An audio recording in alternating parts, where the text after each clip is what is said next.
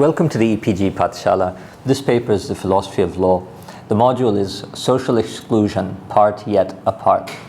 The objectives of this module are to understand the concept of social exclusion and to see it in practice through a case in India. This module was written by Dr. Umakant, an independent research scholar in New Delhi. I am Akash Singh Rathore from the Lewis University of Rome.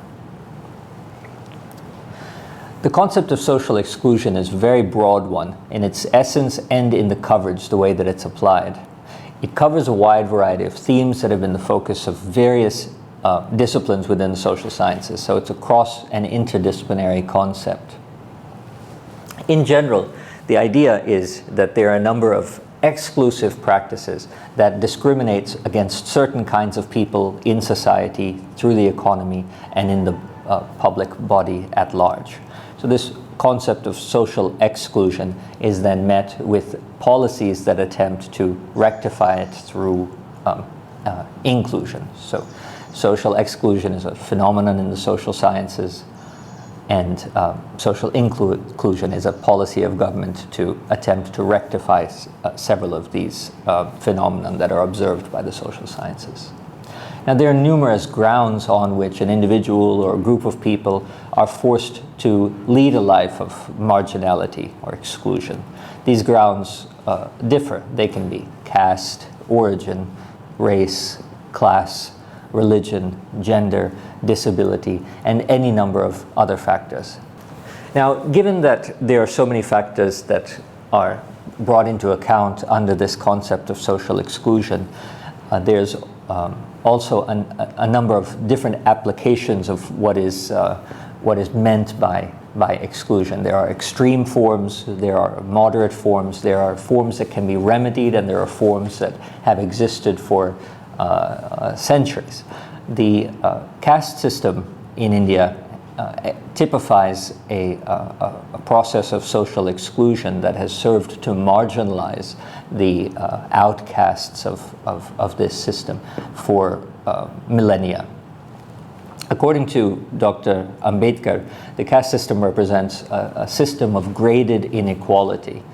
It presents a hierarchical social order that grants privileges and immunities to the higher castes and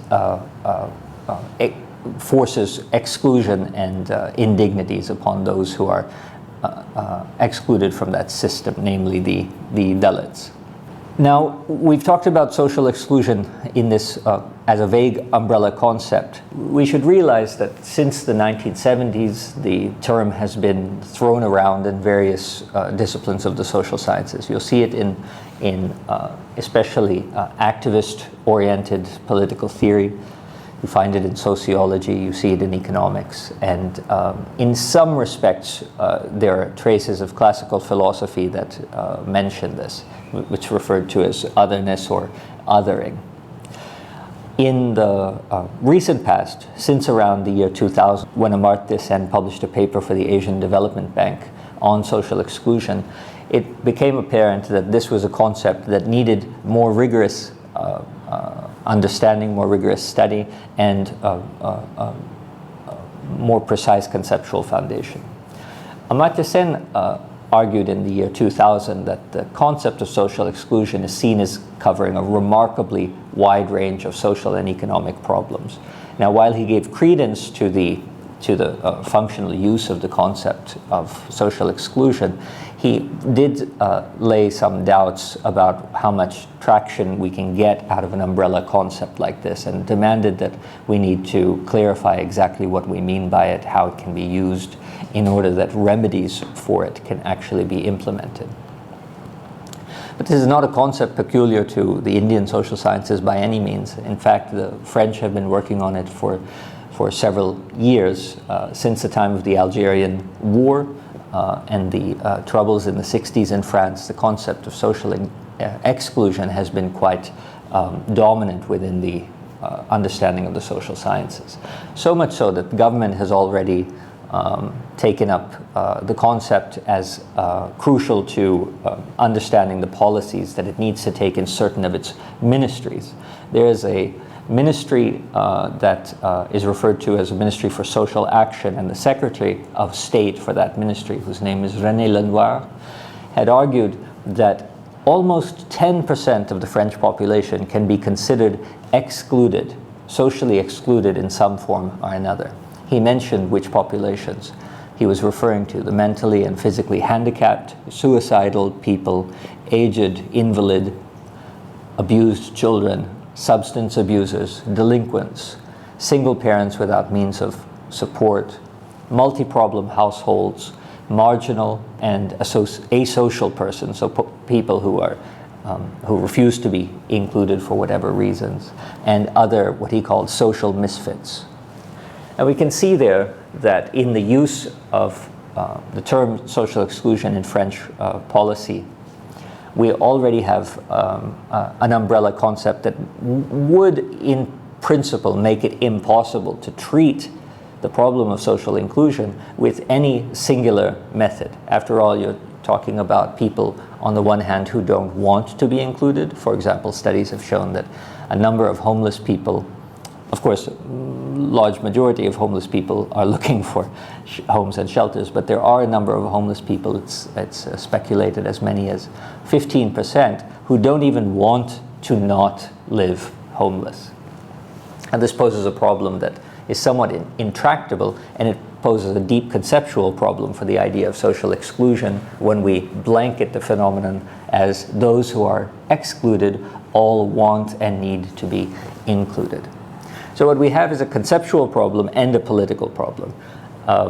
When we attempt to enact legislation to bring the problem into some sort of resolution, we find that we have a conflict of the philosophical sense of the concept, the political demands for doing something about the problem, and legal impossibility for undertaking that sort of exercise. Certain legal and political philosophers have therefore taken up the concept to try to see if they can begin to clarify it. This has happened mostly post-1998, when a very important paper was published, more or less demanding that the concept social exclusion stop being used, and instead each of the individual problems that are umbrellaed within that concept should be separated and dealt with in their own discipline. One of the authors who's very active in publishing on social exclusion is named Hilary Silver. Silver notes that even if we start to dismantle the umbrella concept of social exclusion, there are certain things that we're going to need to keep aware of that shouldn't fall out of people's interests just because these kinds of problems don't have a disciplinary home. Silver lists the following people who have to be always kept in mind when we're trying to solve problems related to social exclusion. People are excluded from livelihood. They're excluded from secure permanent employment. They're excluded from the possibility of earning, of property, of credit, or land. Excluded from the possibility of having access to housing or minimal prevailing consumption levels, educational skills, cultural capital. They're excluded from the boons or benefits of the welfare state, of the rights and entitlements that are supposed to be there for all citizens. Excluded even from the concept of nation, especially when a nation state is composed of a dominant race. Excluded from the idea of family, of humanity, fulfillment and understanding. So what is Hilary Silver adding here in terms of conceptual clarity? On the one hand, she's referring to the ways in which the concept of social exclusion has incorporated exclusion on all kinds of grounds: caste, class, religion, race, gender. By suggesting that all of these inclusions may not have something unifying and contribute to conceptual lack of clarity under the concept of exclusion, she says, then let's shift to the processes of exclusion and the communities out from which people are excluded. Now this is quite interesting, because when you think about the terms that she uses, for example, to be excluded from the nation, what does something like that mean? A perfect example in Europe, where a lot of the idea of social exclusion arrived, at least in terms of social theory, are the Roma population. So the Roma population don't necessarily consider themselves Hungarian or Romanian or French or what have you. They believe they belong to a distinct ethnicity and culture, and part of that culture demands nomadic, certain sense of movement, not staying put. So it wasn't organized into an agricultural settled community. They started as some sort of nomadic community, and even in the 21st century wish to remain so.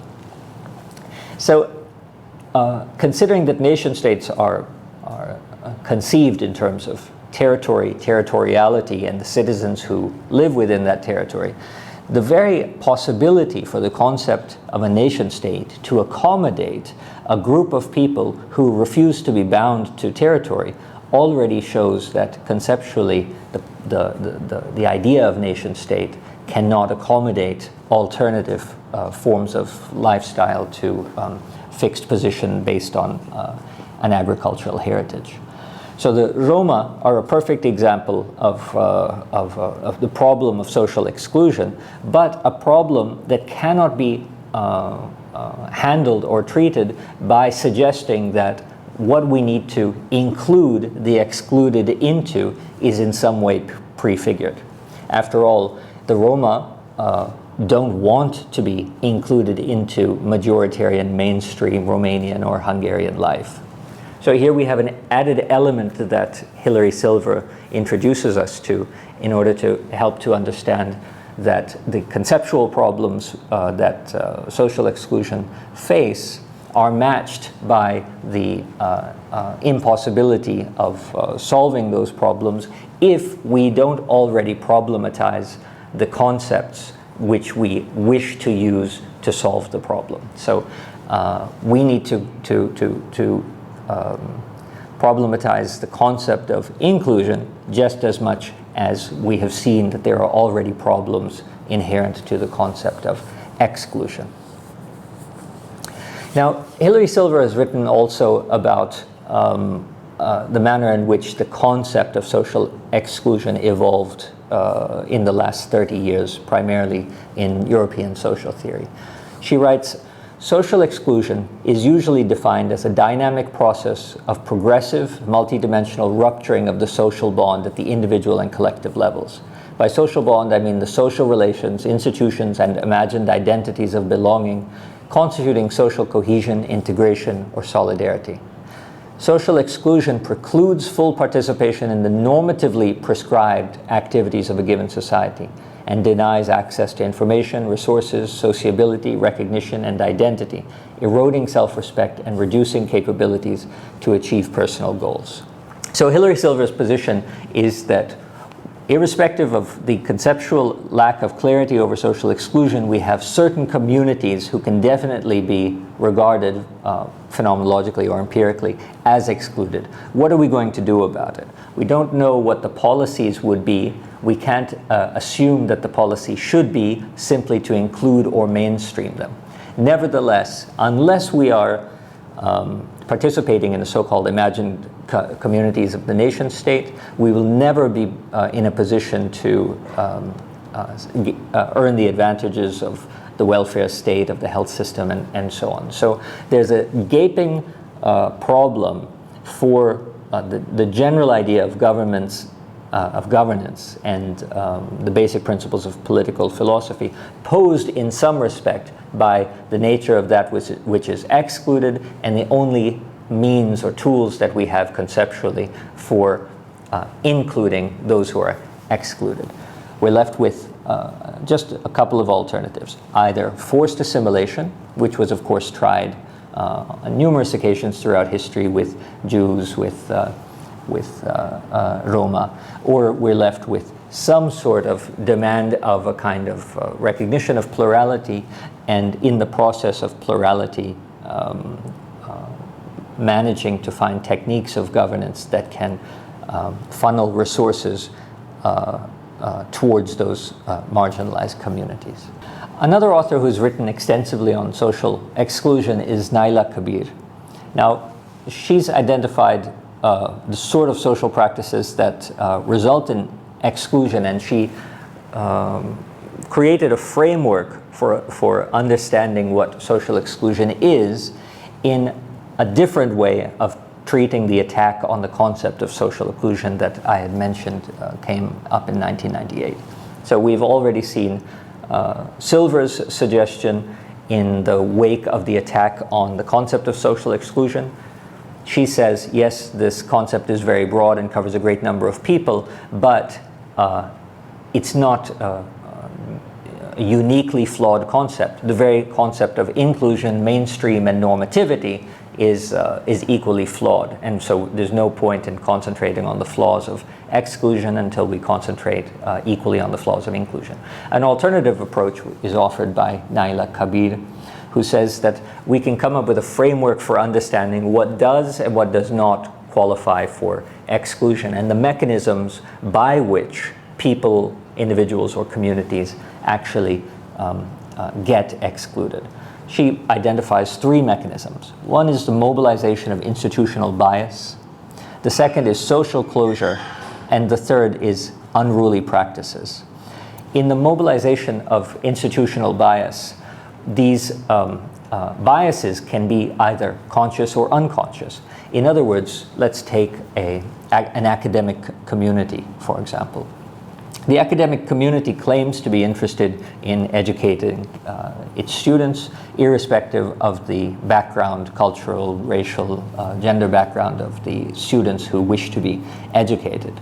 And nevertheless, there are clear cases, I'm sure everybody knows of them, where somebody who is some sort of a social misfit, let's just say, for example, refuses to shower, refuses to follow certain norms that are regarded as socially appropriate, is homeless, for example, in some way doesn't fit the paradigm, irrespective of the institutional claims that the academic institution is there to educate people irrespective of class, caste, gender, and so on. There is going to be a process, unconscious, of the social exclusion of that person who is a social misfit. So here we see an example of unconscious institutional bias. The functioning of the institution relies upon certain norms about which we are not conscious and which are never fully articulated. And yet, if you don't live up to those norms, if you don't satisfy those norms, even though these norms are unstated, and there's generally not a rule book that says every student in this community must have a home and shelter. I mean, there's no such rule. There are certain rules on the kind of behavior that students must adhere to, but there's certainly nothing that says they must have a house. So the norms upon which, the unarticulated norms upon which the social institution, in this case the academic institution, relies are unstated. And in the process, there can be acts of unconscious exclusion. And these exclusions are not performed simply by the professor. They're performed by everybody who's participating in this institution. So students start to move away from this person, say, and that activity is not discouraged by the faculty member or the administration. So mobilization of institutional bias is an interestingly bizarre way in which exclusion happens right under our very noses, not within full sight and not within full awareness of our conscious minds. For social closure, this is the classical case of social exclusion. Social closure suggests that groups should cohere and subscribe to certain rules and regulations. Some people belong, some people don't belong, and the clearest case is for example, transgendered people homosexual people, anyone who doesn't fit into, let's say, the model of heteronormativity or gender specificity. These people face social closure very clearly. They face it not unconsciously, but in fact quite consciously. We might tell ourselves, well, this person this person may be nice, but I'm not sure that I want him or her or he, she around my children. So there's a process of social closure which is quite conscious.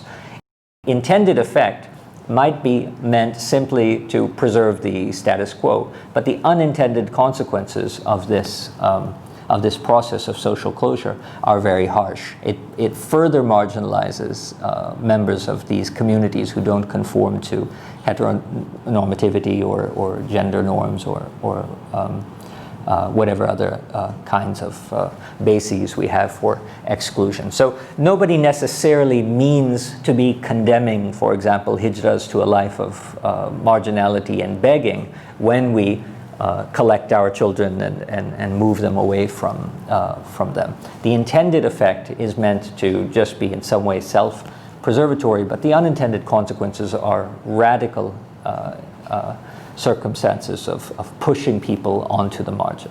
Unruly practices is the third mechanism identified by Kabir. And here we can speak of explicit versus informal ways that people get socially excluded. So by unruly practices, what Kabir refers to is that gap between what is stated and what is performed. So in Indian legislation, there are clear prohibitions and strictures against caste prejudice, against untouchability, against other kinds of discrimination based on origins and birth. But what are the practices in the country? As we'll see momentarily, the practices are radically different from what you infer from looking at the legislation. So unruly practices is the institutional mechanism by which, in the face of clear statements of what you shouldn't do, everybody is anyway doing it. So what Kabir has given us then are different ways that social exclusion can come about institutionally, and these can be conscious or unconscious, intended or unintended, explicit or not. So that was a framework through which to clarify the concept of social exclusion in order to rescue it from the critique that was put forward against the concept being too fuzzy and too large to do anything about. Now, we've discussed social exclusion as a concept with a few examples from France and Europe and India. Now, let's see how social exclusion generally plays out in the Indian intellectual and activist community. The primary fixation for the concept of social exclusion in India, the primary fixation is on caste, the core of social exclusion. Now, it's certainly not the only one. We've discussed the transgender community and other people who experience various kinds of institutional and systematic marginalization. But nevertheless, the core of social exclusion is considered to be result from the caste system. Dr. Ambedkar had written many volumes on the nature of the caste system, and he had spoken at great length about how the caste system functions within the Indian village. In Ambedkar's work and writings about the Indian village, he had in mind the glorification of the village that was always there in Gandhi's writings and speeches. So Gandhi had in some way suggested that the Swaraj India after independence won't be a mere repeating of the British system without the British. It won't be the British Raj without the British. It will instead be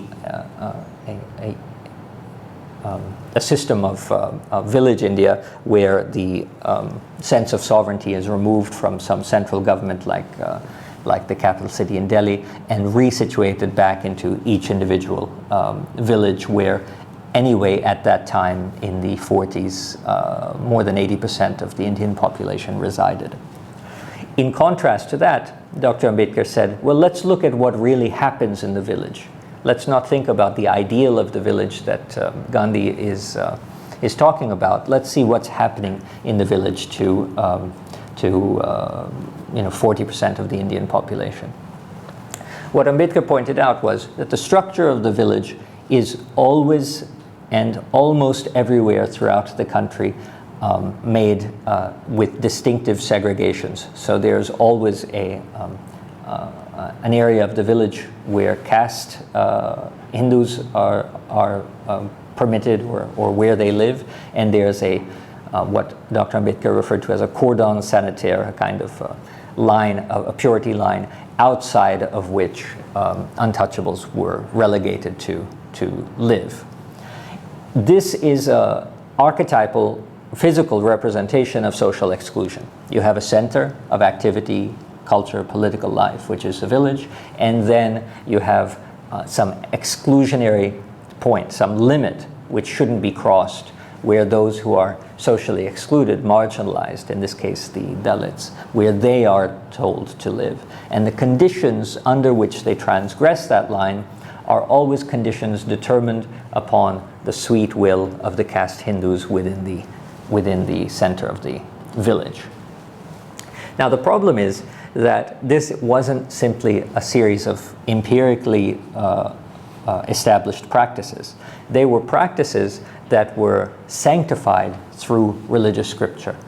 So it's not that we're dealing with an unruly problem, to use Kabir's terms, that people shouldn't treat other people like this, that people shouldn't exclude and marginalize the Dalits, that they should be permitted to enter into the temple, that they should be permitted to draw water from the well that's at the center of the village. There's nothing like that.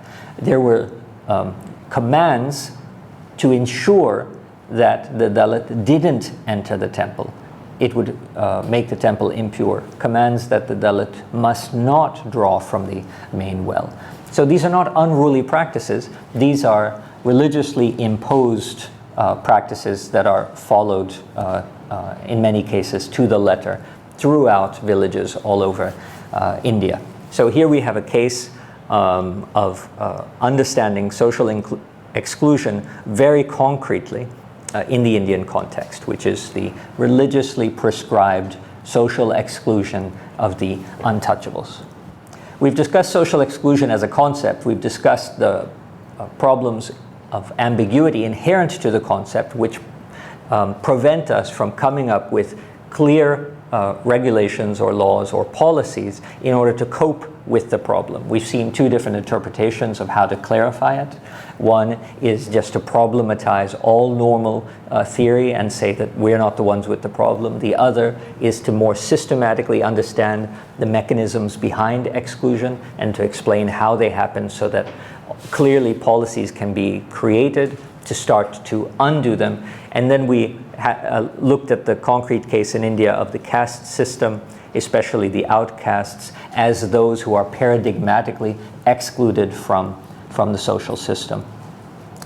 Now, narrowing in even further, within this idea of the outcast excluded from social life, we have the case of manual scavenging. Now, manual scavenging is a very disturbing but also interesting case because it fulfills many of the conditions that were laid out in terms of the mechanisms of social exclusion.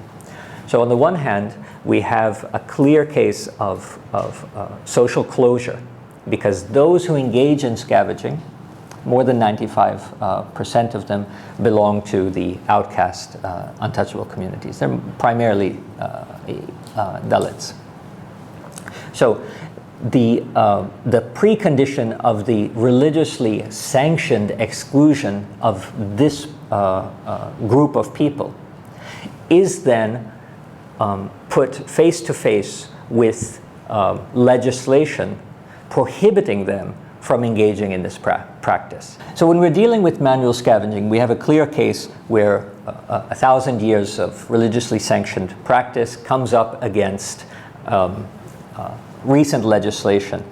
And we move then from the domain of social exclusion into what was referred to as unruly practices. What are these unruly practices? Well, on the one hand, we have legislation simply outlawing the practice of manual scavenging.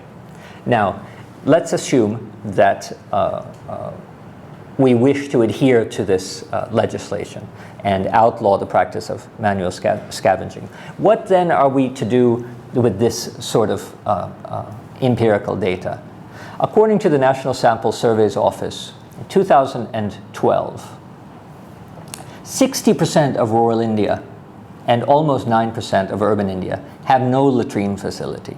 60% of rural India has no latrine facility.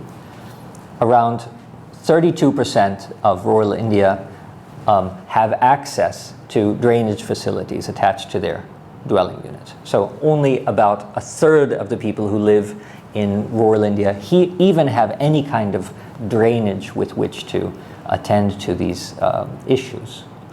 Only 30% of rural households in India have access to some sort of garbage disposal. So what happens to the rest of the solid waste that is produced and lying around there in the village? Each year, 1.3 lakh tons of solid waste is generated in cities where municipalities exist in India. And now keep in mind that only 70% of Indian cities are actually covered by municipalities.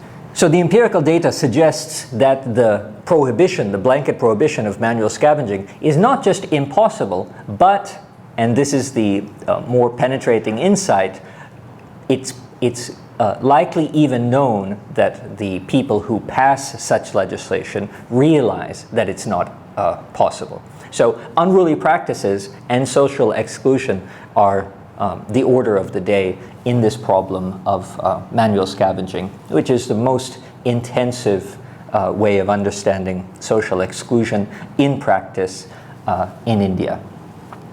Perhaps this is why every effort that government has made through legislation and other administrative initiatives have failed to deliver the desired results. The non-implementation, or the limited implementation, is a bane that everybody recognizes in the country.